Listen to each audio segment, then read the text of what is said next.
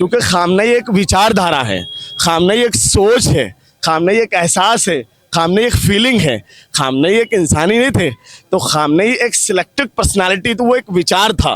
तो वो विचार तो कभी जिंदगी में दुनिया की नजर से खत्म नहीं कर सकते। 9 देशों के 9 कंट्रीज के जो अमेरिका के सैन्य अड्डे थे वो सब ध्वस्त हो चुके हैं। और ईरान का साफ क्लियर स्टैंड है, हम किसी भी सिविलियंस को निशाना नहीं बनाएंगे। सिविलियंस सारे हमारे भाई हैं। तो ईरान जो है और ईरान के जो लोग हैं, खास तौर से आईआरजीसी जो इस टाइम आईआरजीसी हमले कर रही है, मतलब आप अब समझ सकते हैं आईआरजीसी एक उसके जो कमांडर थे, उसको जो लीड करते थे वो आयतुल्लाह खामनेई साहब लीड करते थे। लेकिन आयतुल्लाह खामनेई साहब अगर उनको शहादत अगर हो चुकी है तो बड़ी बात है कि आईआरजीसी इतने समझदारी से हमले कर रही है कि अभी आप देख सकते हो 9 देशों के 9 कंट्रीज के जो अमेरिका के सैन्य अड्डे थे वो सब ध्वस्त हो चुके हैं। और ईरान का साफ क्लियर स्टैंड है, हम किसी भी सिविलियंस को निशाना नहीं बनाएंगे। सिविलियंस सारे हमारे भाई हैं, हर मुल्क के सिविलियंस जनता हमारे भाई हैं, हम उनसे हमारा कोई भी लेना देना नहीं है। जितने भी अमेरिका के सैन्य अड्डे हैं मिडिल ईस्ट खाड़ी के अंदर वो सब हम खत्म करेंगे।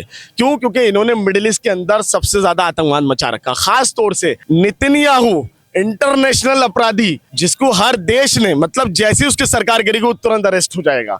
नेतन्याहू अपराधी का अगर कोई साथ दे रहा है तो वो खुद गलत है, क्योंकि नेतन्याहू एक अपराधी है जिसने 72,000 सिविलियंस का कत्लेआम किया है। अब आप समझ सकते हैं कि अमेरिका और इसराइल के लोग जो डिफेंस कर रहे हैं, भाई आप ये देखिए ना कि 70,000 जिसने मासूम बच्चों को और प्लस 146 बच्चियों को उसने कहाँ शहीद किया? ईरान के अंदर। पहले हमले में उसने इतने बच्चों को शहीद कर दिया। आप बताइए उनका क्या गुनाह था?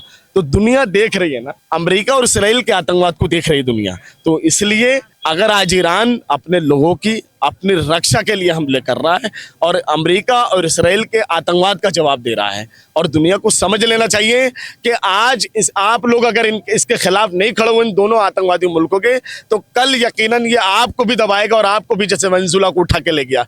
इसने ये सोचा था कि वेनेजुला को जैसे ले जाएंगे, ऐसे ही ईरान के बारे में सोच रहा था। वो भूल गया था ईरानियों का रिकॉर्ड और ईरानियों की तारीख और ईरानियों की इनकलाबी क्रांति को अगर उसे पढ़ना था तो उसे करबला को पढ़ना था।